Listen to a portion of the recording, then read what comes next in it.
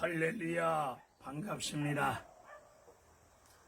자연을 찾아다니면서 자연 속에서 위로부터 내려오는 생명의 말씀을, 하나님의 말씀을, 성령의 역사하심을 쫓아 우리 구주 예수의 복음의 말씀을 증거하고 있는 정국성 TV 정국성 목사입니다. 오늘은 사도행전 24장에 관한 말씀을 전하고자 합니다. 예루살렘 교회가 어려움을 겪고 있을 때 예수를 믿는 믿음의 성도들이, 교회가 기도하시는 가운데 하나님을 뜨겁게 사랑하는 믿음의 중심을 가지고 어려운 여건 환경 속에서 비록 가난한 가운데 생활하고 있지만 기도하는 가운데 주님의 이름 의지하여 헌금을 모아주셨습니다.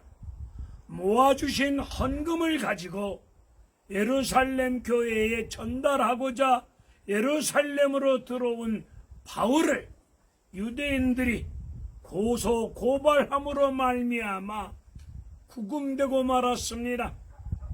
구금되는 일에 가장 앞장섰던 사람이 24장 1절에 나오는 대제사장 아나니아라고 하는 사람입니다. 이 사람 로마 정부로부터 권력을 부여받았습니다.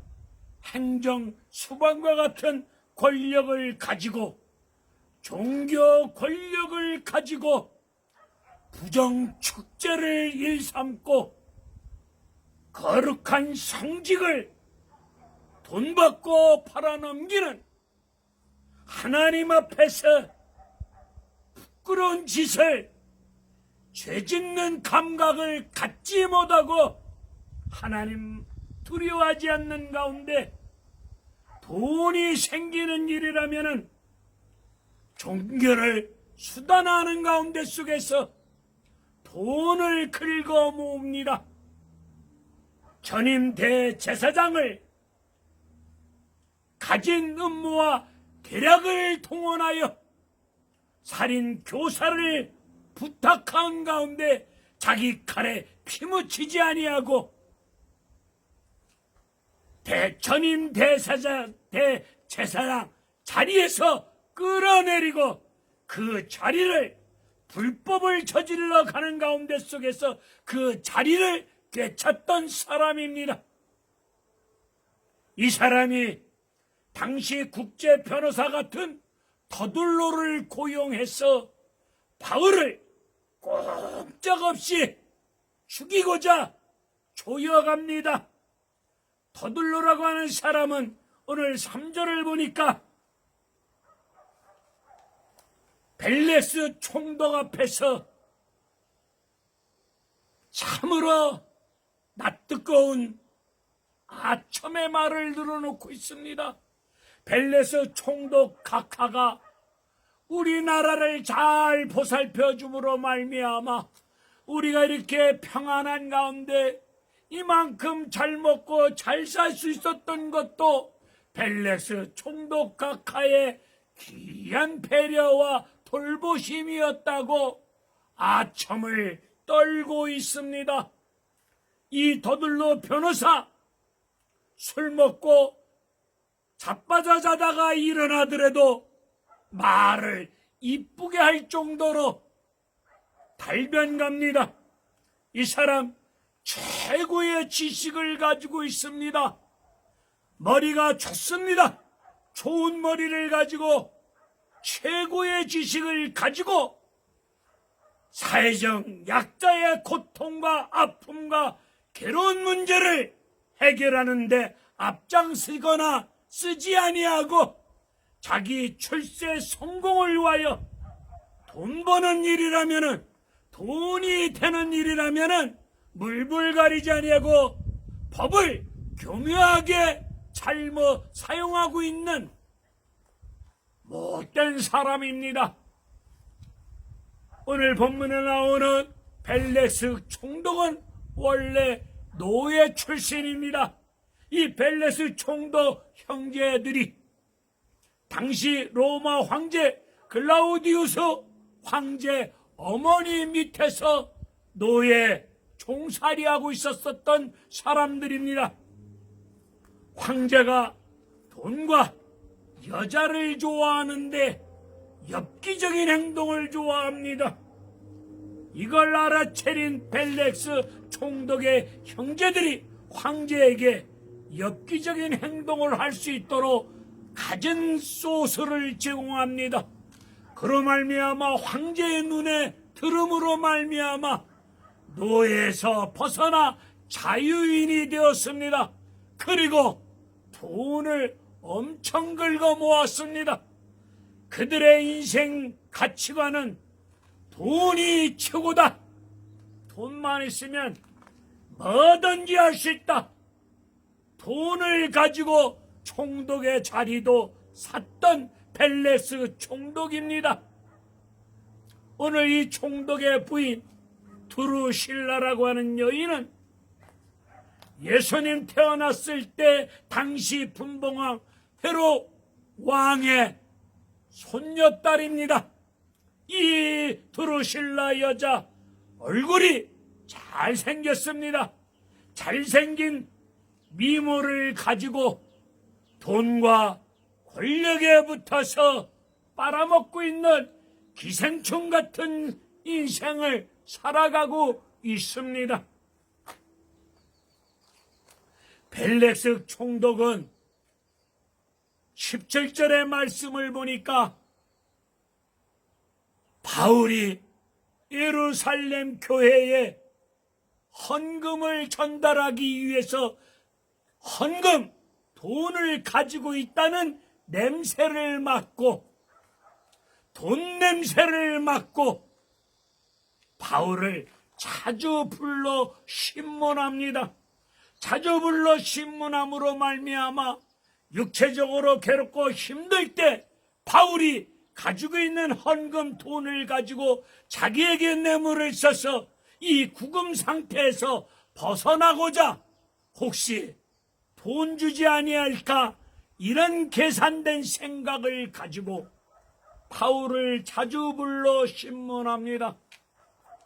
불려나간 바울은 벨레스 총독 앞에서 강하고 담대한 믿음의 중심을 가지고 성령의 역사심을 쫓아 그 앞에서 비굴하지 아니한 가운데 그는 오직 예수의 복음의 말씀을 외칩니다.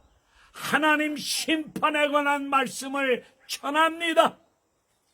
이 말씀을 듣고 있는 벨레스 총독은 삶과 심령에 신비롭고 경건한 두려움이 임하고 말았습니다. 이 두려움은 예수님이 십자가에 달려 죽으시고 장사한 지 사흘 만에 부활하셨을 때에 7 귀신에게 시달렸던 막달라 마리아, 이 마리아가 예수님의 빈 무덤을 발견하였을 때에 임했던 그 신비로운 경건의 두려움이 오늘 벨레스 총독에게 임하고 말았습니다. 오늘 세상이 교회를 비웃고 있습니다. 심지어 듣기 거북할 정도로 개독교, 개목사라고 비웃고 있습니다. 세상이 교회를 비웃고 있습니다. 코로나 전염병이 교회에서 많이 나온다고 교회 알기를 우습게 여기고 있습니다. 우리 교회가 세상 사람들처럼 높은 빌딩, 큰 건물, 사이즈를 가지고 있을 때 우리 교회가 세상의 화려한 장식으로 교회를 치장할 때 세상이 교회를 두려워하겠습니까? 그러면 그럴수록 세상은 교회를 비웃을 것입니다. 세상 사람들이 교회를 두려워할 수 있는 길이 무엇이겠습니까? 목사님들로부터 성도에 이르기까지 성령의 능력으로 우리의 속사람이 강건해질 때에 정신 바짝 차리고 하나님 말씀을 붙잡고 깨어서 기도할 때에 성령의 붙들림 가운데 성령을 쫓아 행할 때 하나님 말씀을 쫓아 믿음의 삶을 살아갈 때에 세상은 교회를, 주의 종들을 두려워할 줄로 믿습니다. 오늘 대제사장 더둘로 벨렉스 총독 드루실라 여자 사회 구조 악 속에서 우는 사자와 같이 바울을 삼키려고 공격해 들어오고 있습니다. 우겨쌈을 당하고 있는 바울, 그런 상황 속에서도 그는 오직 예수의 복음을 증거합니다. 하나님 심판에 관한 말씀을 증거합니다. 오늘 이런 역사가 우리 교회와 주의 종들로부터 뜨겁게 일어나셔야 될 줄로 믿습니다. 교회가 세상 사람들처럼 교회 목사님들이 세상 지도자보다 더 추하게 돈을 챙기고 입으로는 십자가 예수 은혜 십자가 보혈 성령의 역사를 말하면서 하나님 사랑 이웃 사랑을 말하면서 속으로는 이리와 늑대와 같은 못된 악한 마음을 품고 사도행전 누가복음 16장에 나오는 바리새인들처럼 돈을 좋아하는 가운데 높은 자리에 오르기를 원하면서 나는 한 번도 틀리지 아니하고 살아왔노라고, 나는 틀림없이 인생을 살아왔노라고 떠들고 있지는 않습니까? 이렇게 살면은 하나님 앞에서 절대로 되지 않는 것이 아니겠습니까? 오늘 우리는 삶과 두려움과 떨림으로 하나님을 의식하고 하나님을 두려워하셔야 될 줄로 믿습니다.